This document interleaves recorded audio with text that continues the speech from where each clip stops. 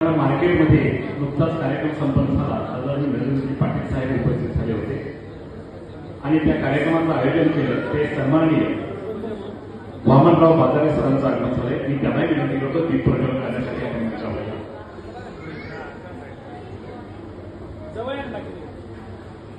राजाराम रणपिसे पर्यवेक्षक या पदावर कार्यरत असल्यामुळं किंवा कार्य पुढे नेणार आहे आणि म्हणून त्यांचा सन्मान या ठिकाणी संपन्न केला. टाळ्यांच्या गजरात सर्वांनी स्वागत करूया. धन्यवाद.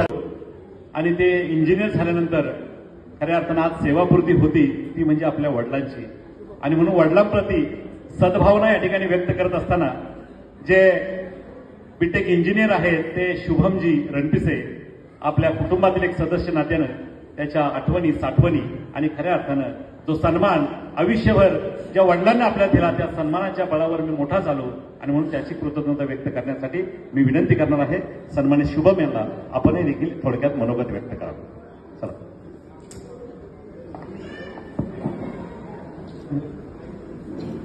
सर्वप्रथम सर्वांना नमस्कार. मी इथे जे बोलणार आहे ते माझ्या आणि माझी बहीण सानिका हिच्या वतीने बोलत आहे.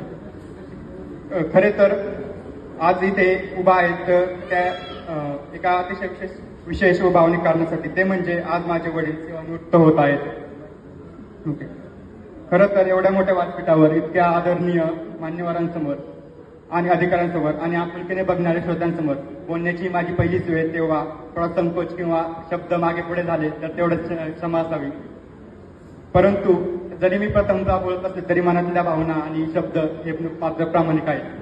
इथे बोलताना मनात थोडी दडदड आहे, पण त्याहीपेक्षा जास्त अभिमान आणि आनंद होत आहे की मी माझ्या पहिल्या गुरुंविषयी म्हणजे माझ्या आईवडिलांविषयी काही बोलू शकतो. खरं म्हटले तर आईवडिलांचे कौतुक करण्याची संधी आणि क्षण आपल्याला भरपूर असतात, परंतु कौतुक आपण ते करत नाहीत आणि आपल्या मनात जी कौतुकाच्या भावना आहेत किंवा आपले शब्द आहेत ते आपण व्यक्त करत नाही. पण आज या विशेष प्रसंगी मी मनापासून त्यांचे कौतुक करू इच्छितो.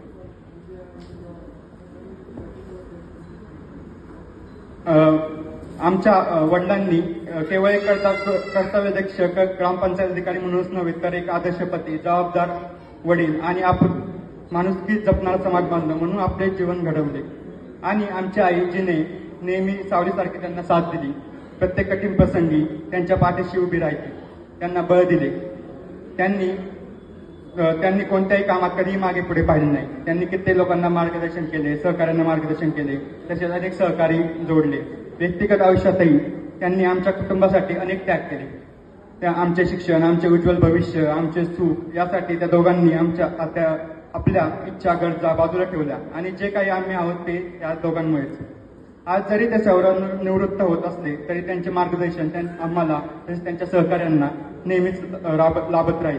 खऱ्या अर्थानं ग्रामविकास विभागामध्ये आदर्शपणे आपली सेवा पूर्ण केली आणि त्या माध्यमातून आदर्श ग्रामपंचायत अधिकारी म्हणून काम करत असताना ते आपल्या सेवेतून निवृत्त होत आहे.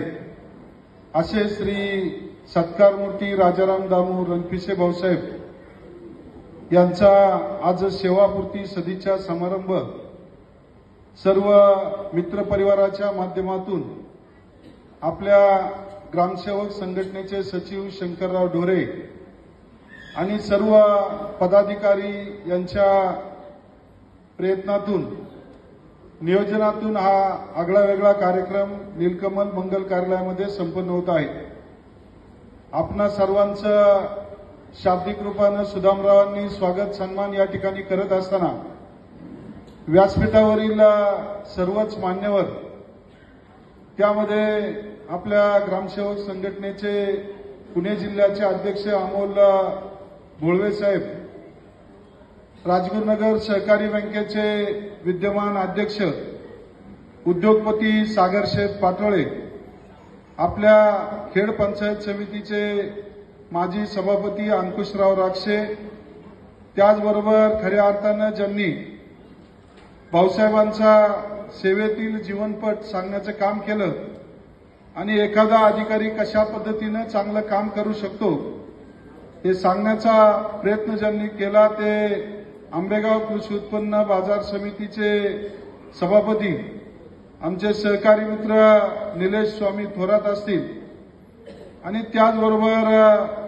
व्यासपीठावर पाबळ नगरीचे सरपंच सोपानराव जाधव आणि सर्वच व्यासपीठावरील आजी माजी पदाधिकारी बाजारे साहेबांसहित सर्व मंडळींचा वेळेअभावी या ठिकाणी नामोल्लेख न करता समोरही अनेक मान्यवर मंडळी, पत्रकार मंडळी, ग्रामसेवक मंडळी आणि ग्रामसेविका असतील आणि रणपिसे भाऊसाहेबांचं सासरवाडीचं असेल, त्याचबरोबर आपल्या पाबळगावच्या फुटाणवाडीचं असेल, सर्व ग्रामस्थ परिवार, मित्र परिवार मोठ्या संख्येनं या ठिकाणी उपस्थित झालेला आहात.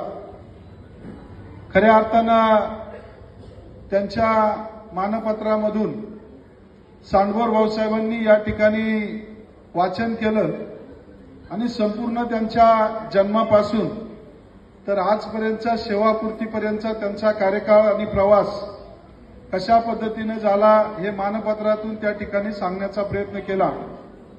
एक आदर्श व्यक्तिमत्व म्हणून खऱ्या अर्थानं आपल्या पाबळच्या फुटाणवाडी गावचे सुपुत्र आपल्या आईवडिलांच्या आणि ग्रामस्थांच्या आशीर्वादानं या ठिकाणी ग्रामविकास विभागाच्या माध्यमातून, जिल्हा परिषद पुणेच्या माध्यमातून वेगवेगळ्या पंचायत समित्यांमध्ये ग्रामविकास अधिकारी म्हणून त्यांची सेवा त्या ठिकाणी सुरू झाली.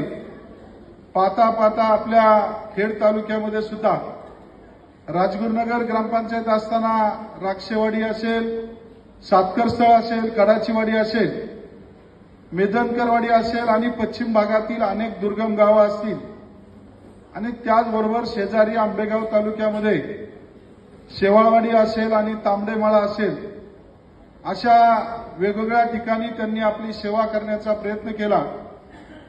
सेवा करत असताना खऱ्या अर्थानं आपल्या कुटुंबाच्या माध्यमातून त्यांच्या सौभाग्यवती शिक्षण क्षेत्रामध्ये कार्यरत असलेल्या राजश्रीताई असतील आणि कुटुंबातील सर्व मंडळी, त्यांचा मुलगा आणि मुलगी हे दोनही उच्च शिक्षित असून सुनबाई सुद्धा एका चांगल्या क्षेत्रावर, चांगल्या वळणावर काम करत आहे आणि अशा पद्धतीने एक चांगलं कुटुंब सांभाळत असताना ज्या ठिकाणी सेवा म्हणून ज्या गावाकडे ते राहिले ते गाव सुद्धा आपलं कुटुंब आहे हेच त्यांनी कायमस्वरूपी पाहण्याचा प्रयत्न या ठिकाणी केला. ज्यावेळेस सेवेत एखादा अधिकारी काम करत असतो त्यावेळेस सगळ्यात अवघड परिस्थिती म्हणजे ग्रामसेवकाची असते. सत्ताधाऱ्याला सुद्धा सांभाळायचं आणि विरोधकाला सुद्धा सांभाळायचं, परंतु सत्ताधाऱ्यापेक्षा विरोधकाला जास्त सांभाळण्याचं काम ग्रामसेवक मंडळी निश्चित करत असतात. याचं कारणही तेच आहे की गावामध्ये समतोल राखत असताना या ठिकाणी गावचा विकास पण साधायचा आहे, प्रशासन पण साधायचं आणि वरिष्ठ अधिकारी सुद्धा त्यांच्याशी समन्वय ठेवायचा आहे.